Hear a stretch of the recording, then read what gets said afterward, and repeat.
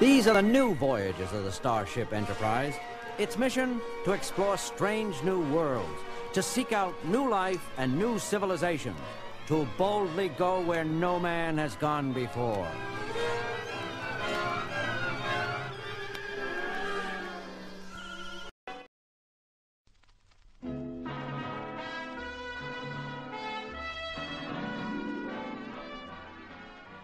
Captain's log, stardate 5444.9.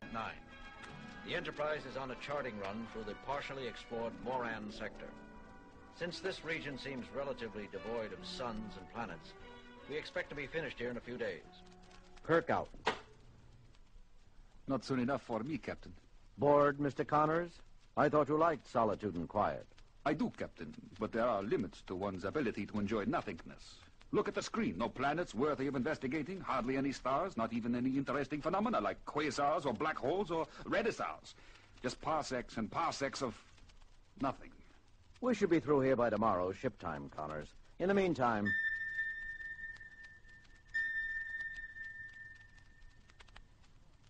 Lieutenant Uhura. Yes, Captain? Aren't you going to acknowledge? Acknowledge what, Captain? Wasn't that an incoming communication? No, sir. I thought it came from the navigation console. Mr. Sulu. Not from here, sir. There, that's it.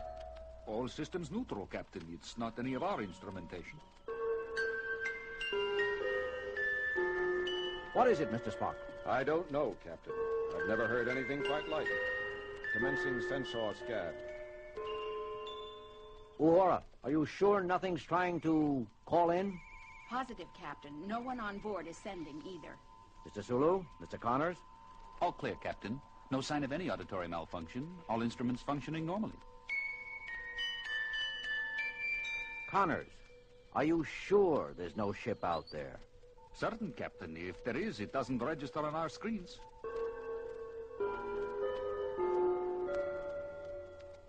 Mr. Spock, anything from the computer?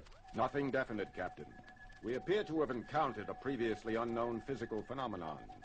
There are faint indications it is highly localized while remaining diffuse. That's contradictory, Mr. Spock. Quite, Captain. The computer is equally confused.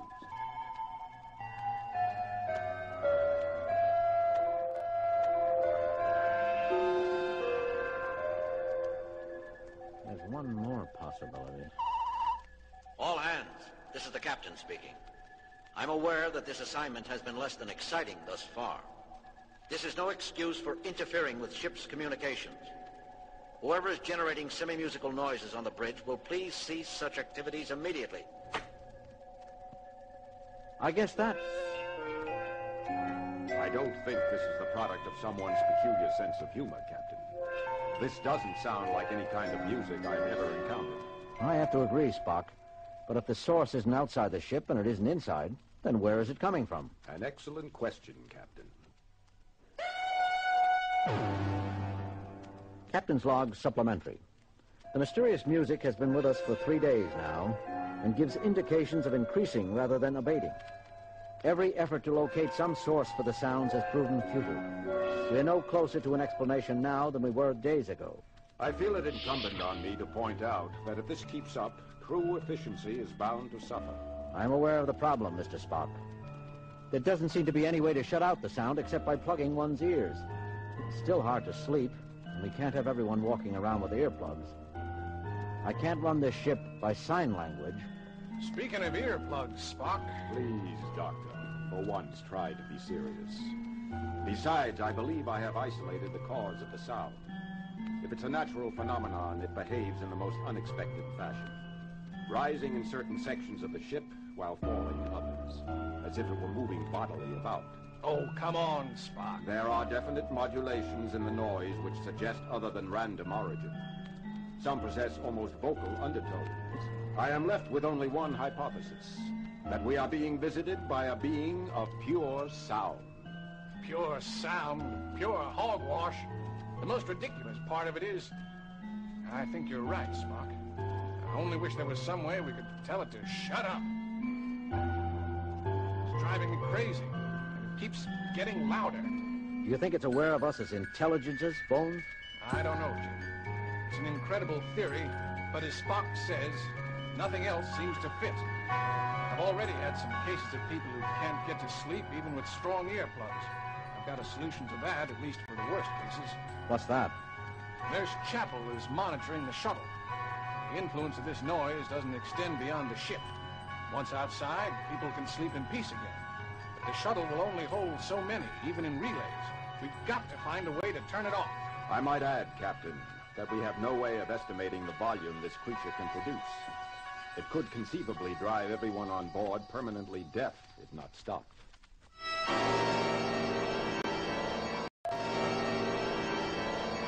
I might as well share the rest of the bad news with you. Lieutenant Uhura, tell them. You see, the deep space beam is useless, all channels. All I can get is static or variations on the central musical rhythm. We're cut off. I'm still keeping several channels open for incoming calls, however. Maybe someone will listen in and be able to tell we're in trouble. More likely, they'll just think we're having a heck of a party. That leaves us with only one choice. Somehow we're going to have to make contact with this thing. Tell it what it's doing, make it understand. Spock, do you think it's capable of communicating? If so, Captain, it has not responded to any of the several attempts I've made. If it does comprehend, it is choosing to ignore our voices, codes, and screen signs I've displayed throughout the ship. Can't we fight back somehow, Spock? Fight pure sound, Doctor. How? We could overpower it with more sound. Maybe. That might drive us insane or deaf faster than the creature would. It might also anger it. It might find a blast of artificial sound challenging, like another of its own kind. I cannot imagine what its belligerent response would be, except to guess it would not be pleasant.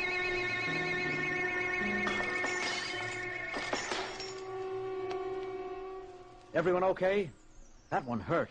All right here, Captain, but half the transparent facings on my instruments are gone. Damage reports coming in, Captain, from all over the ship. The danger is no longer theoretical, Captain. The creature appears able to reproduce any frequency it desires. Presumably, it is potentially capable of sonically destroying any substance on board. Whether it is doing this intentionally or inadvertently will not matter if it happens to hit upon the resonating factor of the human bone. We've got to make contact somehow. It may be trying to contact us, Jim. It's liable to end up killing us trying to contact us. There's got to be a way. Mr. Sulu? Mr. Connors?